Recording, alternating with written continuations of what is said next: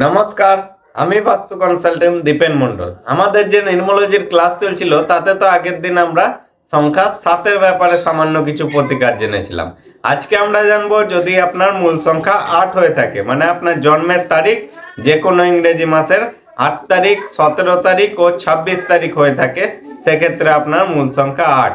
তাহলে মূল সংখ্যা 8 যদি আপনার হয়ে থাকে, আপনার জন্য সারা জীবনের প্রতিকার সেটা হচ্ছে আপনার সঙ্গে যারা কাজ করবে, যারা আপনার সঙ্গ দেবে, তাদেরকে আপনি সবসময় খুশি রাখবেন এবং দেখবেন, তাদের যত্ন রাখবেন এবং ম্যাক্সিমাম কাজ একে ওকে অর্ডার না দিয়ে আপনি নিজের হাতেই করার চেষ্টা করবেন।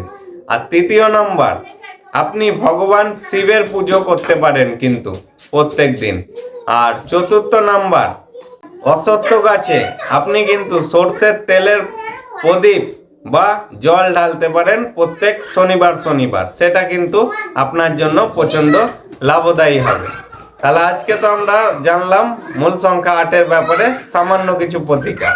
আর এছাড়াও আপনার জন্য আর একটা প্রতিকার থাকছে, সেটা হচ্ছে আপনার বাড়ি সবসময় কিন্তু সাজানো গুছানো এবং সুন্দর হয়ে থাকে যেন, সেটাও কিন্তু আপনার জন্য প্রচন্ড লাভদায়ী হবে।